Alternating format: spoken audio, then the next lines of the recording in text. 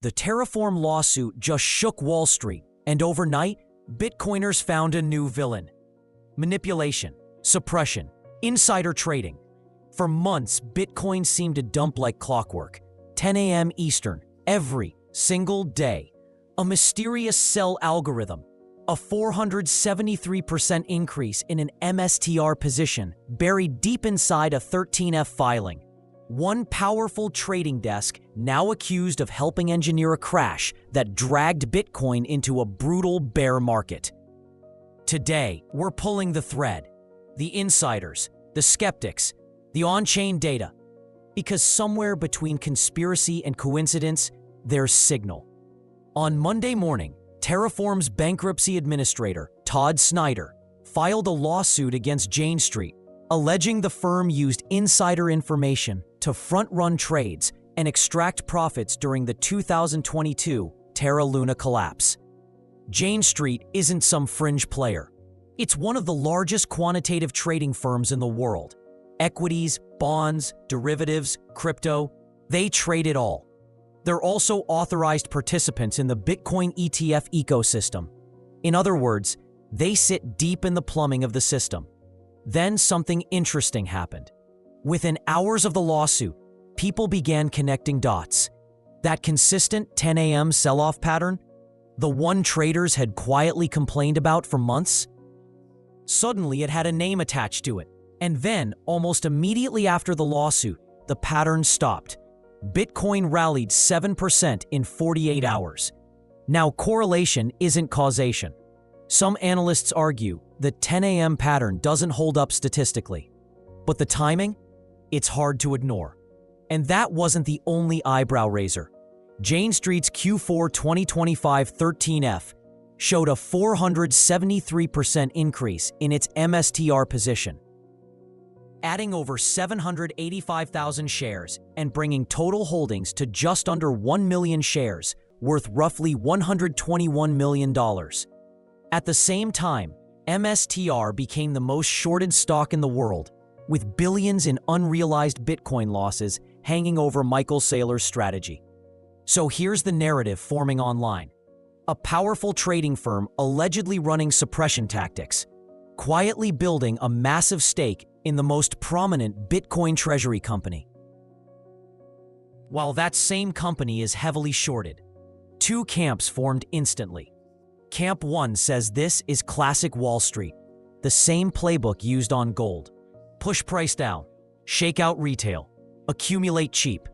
Camp 2 says the sell-off was organic, driven by long-term holders moving record amounts of Bitcoin. Blaming a single firm, they argue, is just recycled paper suppression rhetoric. Both sides have data. Both sides have credible voices. So which is it? To understand the suppression case, we turn to someone who knows Wall Street's playbook inside out, Caitlin Long. After 22 years in traditional finance, she walked away in 2016, warning that Wall Street would do to Bitcoin exactly what it did to gold, wrap it in paper, until price discovery no longer reflects reality. And what she's saying now deserves attention. Wall Street is here in Bitcoin in a very big way, right? And they're doing it with the ETFs. And as I warned at the time, I think I wrote a piece in Forbes in 2016 warning that when Wall Street arrives for Bitcoin, it's going to be a double-edged sword, including when Wall Street gets Bitcoin ETFs, because it's going to bring in a new source of demand, but it's also going to bring in all these derivatives. And just today, we're recording this session on Monday, the 26th of January. BlackRock filed an ETF that is going to provide some downside protection, is how it's designing it on the IBIT, but also providing some yield by selling call options to monetize Bitcoin's volatility. I saw this just before we started recording. It's like an income generating ETF. But Bitcoin itself doesn't generate any income. So if you're investing in something that generates income, you are taking some counterparty credit risk with your Bitcoin because they're monetizing the volatility, which is a classic Wall Street strategy. But what's the impact of all of that? It has a it creates paper claims that are not backed by the real thing. And what does that do? It creates an artificial suppression of the price because there's an artificial increase in supply. Think about your supply demand curves. When the supply curve moves out to the right, the price goes down, but it also creates demand substitution. And I can go back and find an old tweet thread that I put out a few years ago on this very topic that draws the supply and demand curves and shows why when you get paper claims that people accept as substitutes for the real thing, which of course has been happening for decades in gold and silver, and it's only been happening for a few years in Bitcoin, but that suppresses the price. I actually think that all these derivatives games are suppressing the price. A lot of people think they're buying real Bitcoin. They're not buying real Bitcoin. It's concentration of ownership in centralized institutions that are not engaging in self-custody and that are engaging in these sort of yield plays. If you're engaging in a yield play on Bitcoin, you don't own real Bitcoin. You own a claim to Bitcoin. And in the event that there is a short squeeze, guess what? There may not be a chair for you in the game of musical chairs. That BlackRock income ETF, the one generating yield by writing covered calls against its Bitcoin holdings, is now live. And this is where things get interesting. Every time Wall Street builds a yield product on top of Bitcoin, it creates something new, a paper claim, an additional layer of exposure that didn't exist before. No new Bitcoin is mined. No one sells a single Satoshi, yet the market suddenly has more Bitcoin trading. It's synthetic exposure, but it's priced as if it's the real thing. In effect, supply expands without a single coin moving on-chain. This is what Caitlin Long has been warning about. Wall Street doesn't need to dump spot Bitcoin to influence price. It can manufacture paper supply instead. Derivatives, structured products, income strategies, all referencing the same underlying asset. Her analogy is simple: musical chairs. As long as everyone is content holding the paper, the ETF shares, the yield products, the derivatives, the system functions smoothly. But the moment investors demand the underlying asset, the real Bitcoin, that's when the mismatch is exposed. Because paper claims can multiply far faster than actual coins. So how large is that imbalance? Long doesn't just argue that suppression is possible. She believes the ratio of paper claims to real Bitcoin may be creeping toward the extreme levels gold experienced at its worst. And she's even put a number on it. If she's right, the implications are far bigger than a single lawsuit or a 10 a.m. sell-off. It would mean we're not just trading Bitcoin anymore. We're trading layers built on top of it. I know a lot of folks look at the gold bugs and say, oh, this is conspiracy theory, but it's not. It's conspiracy fact that the paper claims to the actual physical far exceed the actual physical, and it's about 100 to 1. And so that means there's somebody with leverage who's in trouble. And historically, with some of these ETFs, they've been cash settled. We've seen this. You've talked about it on your podcast with the Bitcoin ETFs, the whole question of physical settlement versus cash settlement. And the original Bitcoin ETFs were all cash settled. Now the SEC has allowed an option for physical settlement, which is great because that's what keeps the ETFs honest. But the cash settled ETFs and the cash settled derivatives are a place where a lot of leverage has crept into these systems. 100 to 1. That's the paper to physical ratio once exposed in the gold market at its most distorted point. And Caitlin Long is warning that Bitcoin could be drifting in that same direction. The concern isn't that Bitcoin is overpriced. It's that many investors who believe they own Bitcoin may actually hold layers of financial engineering, derivatives built on derivatives, rather than the asset itself. As long as nobody demands delivery, the system holds together. But when settlement truly matters, when holders want the underlying coin, not just exposure, that's when the shortage becomes visible. Because if claims multiply faster than supply, eventually there aren't enough chairs for everyone when the music stops. That's the suppression argument. But there's another side to this debate, and it deserves attention. Enter James Check. Unlike the theorists, he doesn't trade narratives. He studies the blockchain. On-chain data is his foundation. When speculation surges, he turns to the ledger. So when the Jane Street theory caught fire across Bitcoin Twitter, he didn't amplify it. He went straight to the chain and said, forget the headlines. Look at what actually happened on the network.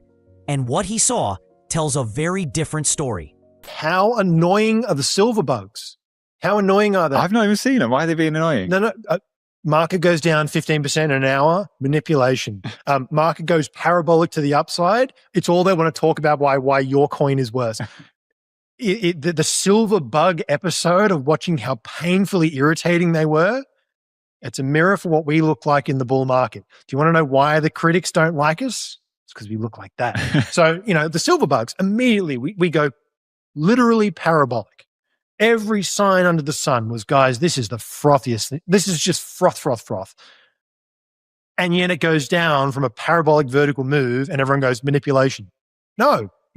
You've got a bunch of old hands who've been stacking silver since they were, 14 years old, and now they're 70. They've decided to sell because they've waited their whole life for this move. So all these silver bugs are selling, and who's buying? The people I saw at the silver shop when I was selling. Didn't know what a troy ounce was. So, you've just got the speculative new money coming in.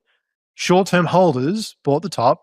Long-term holders sold the top. It's exactly the same dynamic. So even the silver bugs like to claim manipulation when a parabolic move pulls back 15, 20% in a couple of hours. It's like, no, it's a blow off top. It's a blow off top. James Check argues that what we're seeing in Bitcoin echoes the same complaints long heard in the silver market. Accusations of suppression whenever price weakens. But he isn't leaning on opinion. He's leaning on data. And the on-chain data is difficult to ignore. In Q4 2025, activity from previously dormant coins surged to levels not seen since the 2017 blow-off top. Bitcoin that hadn't moved in 3, 5, even 7+ years suddenly came back to life, and in size. These weren't retail traders getting wiped out by a mysterious algorithm. These were long-term holders, early adopters, OGs. They were distributing into strength. So who's right? Here's the uncomfortable answer. Both sides are pointing at real dynamics.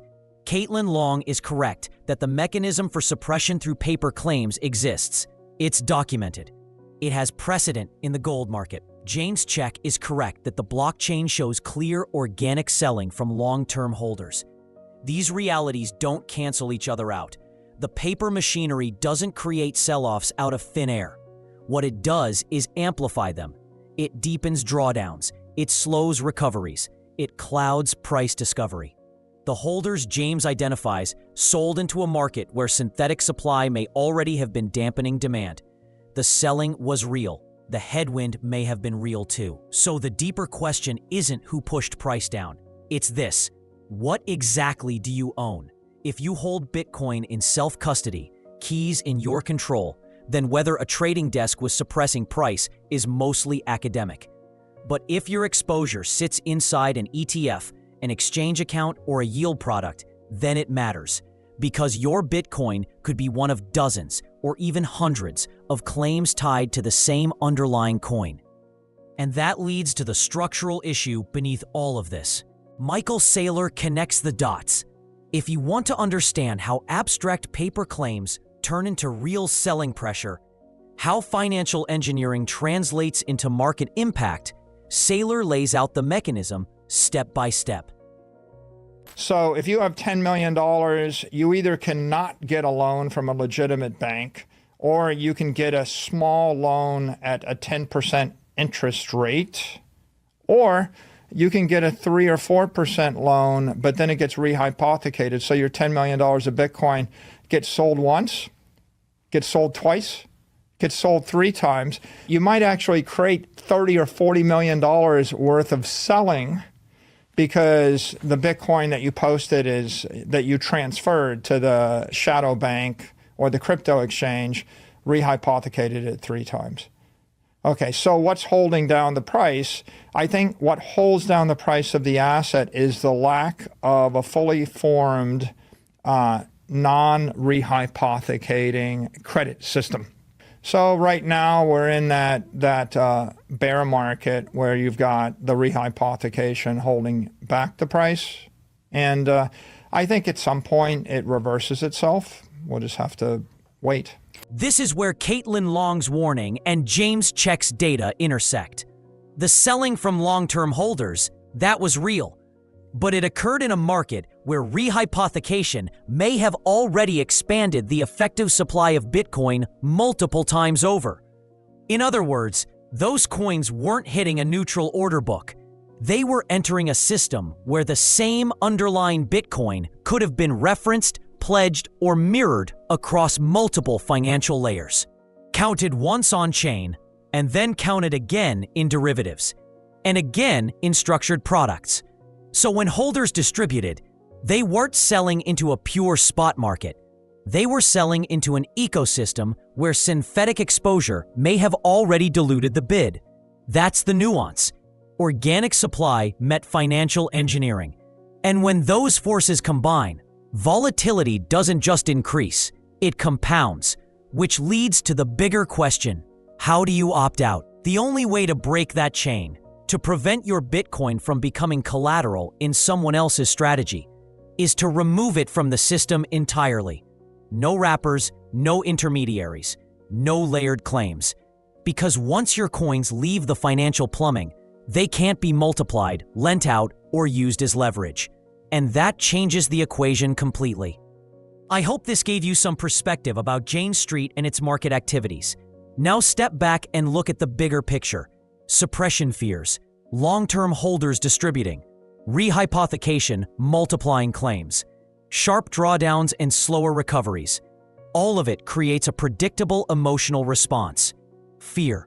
The feeling that something underneath the market is broken, that maybe the system is tilted, that maybe you're playing a game you don't fully understand. Michael Saylor sees that same volatility, that same discomfort through a completely different lens. Bitcoin represents the global capital market, and there are people doing things that you can't do, that you won't do, that you don't choose to do, you don't wish to do, and they're doing it with that asset, and that's what's creating the volatility. But it's also creating the gravitational or the magnetic field, which is attracting all of the energy, all the financial energy of the world is being drawn into this space, all of the political energy, all of the digital energy. It's all being drawn into this space because of that utility. And I think you just got to make your peace with it. Either you're short term and you're a trader. If you're worried about what Bitcoin's going to be in 4 days or 4 weeks or 4 months, you're a trader. Call yourself a trader. And then you better have a trading methodology or trading excellence, or be in the trading business, or be neutrally hedged so it doesn't matter to you. Mm-hmm.